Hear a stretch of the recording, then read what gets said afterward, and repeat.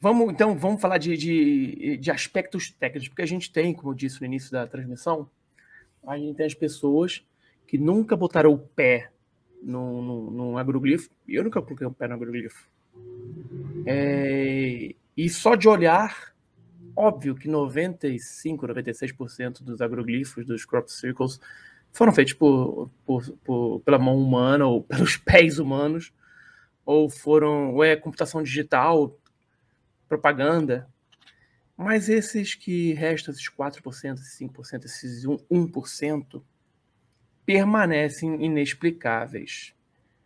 O que eu não vi até hoje é alguém que fale que seja o criador de um agroglifo, de um crop cycle, que saiba a técnica de fazer isso, mas fazer com as mesmas características do que a gente considera como um crop cycle genuíno. Quando a gente fala genuíno, gente, a gente não está afirmando que é extraterrestre. A gente está afirmando que é genuíno e que não há indicação de ter sido feito pelo homem. Pode ser feito por algum fenômeno atmosférico, não sei, algum outro fenômeno que a gente desconhece.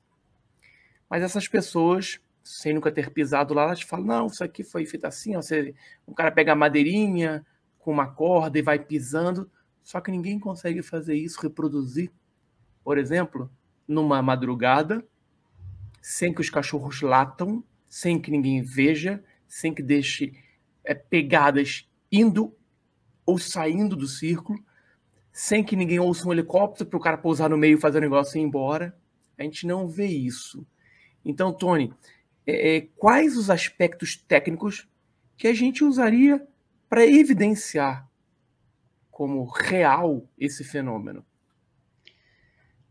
Eu tenho uma apresentação na qual eu relacionei mais de 20 aspectos, quase 30. Começa pela curvatura das hastes das plantas. Você diz, não, mas pode ter uma curvatura ou outra normal, natural. Até poderia, mas não naquela quantidade, né, de todas as plantas estarem com aquela curvatura no início da haste. Mesmo quando a planta é seca, curva, planta seca. Na couza, que chega aqui conhecido como canola, ela é uma planta que a haste é muito fraca. Ela tem por dentro algo como se fosse um isopor, digamos assim, o miolo dela, tão frágil quanto um isopor. Se você tentar dobrar com a mão, ela quebra. Ela fragmenta muito fácil. E nos agroglifos feitos na couza, chega a fazer volta de 180 graus. Né? Como é que você consegue entortar a couza a 180 graus? Esse é um aspecto, acho que mais banal, eu diria, da formação dos agroglifos. O aspecto que mais me chamou a atenção no começo foi que dentro do desenho, no formato do desenho, e se limitando ao desenho, existe um forte eletromagnetismo. Tem magnetismo e tem radiação eletromagnética. Duas coisas. Para que mantenha essa radiação eletromagnética, ela precisaria ter uma fonte, porque essa radiação permanece por dias, 3, 4, 5 dias, permanece ativo essa radiação eletromagnética. E quando a gente mede, dá para medir isso com aparelhos, dá para medir com aplicativo no celular e tal. Né? Quando você vem medindo isso no campo, só um parênteses, se medir aqui dentro dessa sala, vai dar entre 400 e 450 miligauss. 380, 400, por aí na média. Se você medir isso no campo, não tem eletricidade, não tem as lâmpadas ligadas, não tem o computador ligado, não tem nada, né? Então vai dar em torno de zero. Oscila aí 5, 10, talvez 15 miligauss no máximo, aí, a campo. Né? E você entra nos campos, você vai medindo, dá sempre essa medida. Quando você entra no agroglifo, alguns centímetros, eu digo assim, 10, 15, 20 centímetros para dentro do agroglifo, pula o equipamento para 600 miligauss. No equipamento que eu medi, em alguns agroglifos isso chega a ser muito mais acentuado. eu medi no meio de um agroglifo já no dia seguinte, no dia seguinte à sua formação, estava medindo 900 miligauss. Acima de 1.200 começa a fazer mal para o organismo humano. E já em alguns agroglifos bem frescos, recém-formados, já foi medido no meio, chega a cerca de 5.000 miligauss. É muita coisa. Isso, como é que tem tanta energia se não tem uma fonte, uma bateria, uma tomada ali ligando para manter aquela energia? Mas isso ainda que tivesse, como que você isola energia eletromagnética no ar? Não tem como. Se você colocar numa parede, ele atravessa a parede, né? É como brincar com um ímã. Você coloca o ímã de um lado de uma tábua e o metal em cima você arrasta, né? O metal que está em cima.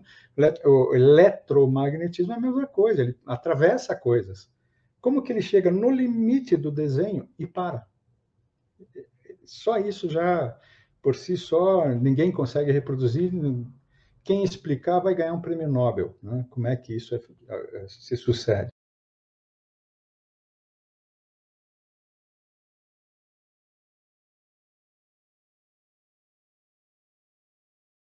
Sim. Agora, em relação aos agroglifos que você falou, a gente já publicou alguns artigos sobre isso, né?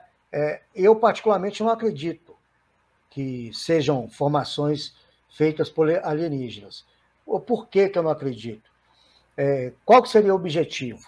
De seres muito avançados saírem de outras dimensões ou de outros sistemas estelares, chegarem até aqui na Terra. Nós temos acesso a todo tipo de comunicação, nós não somos mais homens das cavernas, nós temos já tecnologia, nós temos satélites, nós temos uma sonda que já saiu do sistema solar, nós já visitamos outros planetas, né? Nós não somos praticamente uma civilização tão arcaica, nós já temos tecnologia aeroespacial, né? Então, não faz sentido seres evoluídos chegarem aqui e fazer uma formação lá no meio do mato, que talvez ninguém possa nem ver. Eles fazem lá um desenho gigantesco, o agricultor acorda 4 horas da manhã, liga a sua colheitadeira, passa e acaba com tudo. Então, seria isso o substrato que uma civilização altamente tecnológica iria entrar em contato com o ser humano? Seria só fazer um paralelo, Roberto? Seria o mesmo que a NASA descobrir um planeta com uma civilização menos avançada que a nossa. Vamos supor uma civilização que estivesse um pouco menos evoluída que a nossa. Aí eu te pergunto, a NASA ia chegar lá e falar assim, vamos deixar uma mensagem para esse povo. Na sua concepção, o que a NASA iria fazer? Ela ia lá procurar um mato para fazer um desenho, empilhar pedras, ou ela iria tentar deixar uma mensagem tipo os discos que foram lançados nas Pioneers, né? com a criação do Carl Sagan, que tem lá os desenhos do ser humano, mostrando a nossa localização na galáxia. Ou seja, nós já fizemos isso, nós já enviamos uma mensagem inteligente para o espaço, isso na década de 70. Por que hoje, em pleno século XXI, seres altamente avançados vêm aqui e fazem desenho e implantação que não significam nada? Não, elas não significam nada. E outra, aí quando eles falam assim, isso é um alfabeto, significa uma mensagem, beleza. Vamos supor que de 2.200 sejam feitas por alienígenas. E o restante são fraudes. Aí como é que você vai separar do alfabeto as letras que são falsas? Vamos tirar... Aí, como é que você vai montar esse quebra-cabeça? Assim, poxa, então, e a maioria, assim, até hoje eu nunca vi nada, é lógico que são formações gigantescas, mas tem um vídeo que foi publicado recentemente pelo canal do João Marcelo, que mostra a formação de um homem-borboleta de 500 metros de extensão, né? Que mostra perfeitamente que os seres humanos conseguem fazer esses desenhos, tendo tempo né? Tendo tempo e disposição em dinheiro. Nota, Roberto, que esses desenhos mais complexos, quando eles começaram, né? Eles não eram tão complexos assim. Eles eram bem arcaicos. Eles foram evoluindo à medida que a nossa tecnologia foi evoluindo. Notebook, celulares, né? E hoje, né, com drones e tudo mais. E nota você que esses desenhos complexos eles só ocorrem na Inglaterra, numa região específica. Os que acontecem aqui no Brasil, parece que os alienígenas são analfabetos. Eles não sabem escrever. São fraudes, assim, descaradas. Aquilo ali qualquer um faz. É só dar o tempo ali e fazer. Ali não tem arquitetura nada ali complexa, ali é coisa simples. Né? Então, por que os alienígenas que deixam as mensagens na Inglaterra não podem deixar as mesmas mensagens aqui no Brasil? Entendi. Entendi seu ponto, Paulo, entendi. Então, é muito simples. Né? Então, você não acredita em nenhum deles? Todos falsos, na sua opinião? Tudo é falso, na minha opinião. Sabe por que tudo é falso? Porque é aquilo que eu vou te falar. Uma civilização avançada, ela não iria deixar mensagens em plantações, num substrato que é efêmero. Que, por exemplo, e você repara uma coisa, Roberto, que geralmente esses ciclos, né, esses desenhos, eles são feitos sempre aonde há próximo alguma conexão daqueles trilhos dos tratores, né, que passam. Sim, sim. Por quê? Porque eles utilizam daqueles trilhos para entrar nas plantações e fazer as marcações. Para nós, meros mortais, eu, você, fazer aquilo é complicado, mas se você pega uma turma que pega o know-how da coisa, eles conseguem fazer aquilo. Aquele Homem Borboleta foi feito durante uma noite. Inclusive fizeram um aí do Stranger Things também, não sei se você chegou a ver. Na edição número 3, essa edição aqui, ó, eu falo sobre isso aqui, ó, tá até no cantinho aqui, ó. Eu faço uma matéria bem... Aqui, ó, essa aqui é a mensagem do espaço. Ó. Deixa eu ver aqui. Tá vendo aqui, ó, aqui eu mostro, inclusive aquela marca que eu te falei aqui, ó, tá aqui, ó, no cantinho, tá vendo? Isso, a mensagem. Aqui, tá vendo? Esse desenho aqui foi feito por uma empresa de chip eletrônico, para divulgar a marca, uma plantação, né? Então, assim, a gente já abordou esse tema várias vezes, o que eu estou falando aqui não é novidade. É inconcebível uma civilização avançada utilizar um recurso desse, uma plantação. Entendi. É que o pessoal que vai até as plantações e estuda, falam que elas têm características diferentes, né, o Paulo? A câmera ficou um pouquinho deslocada, a sua câmera, Paulo. Acho que mexeu a câmera aqui. Você bateu a mão. Aí, perfeito agora.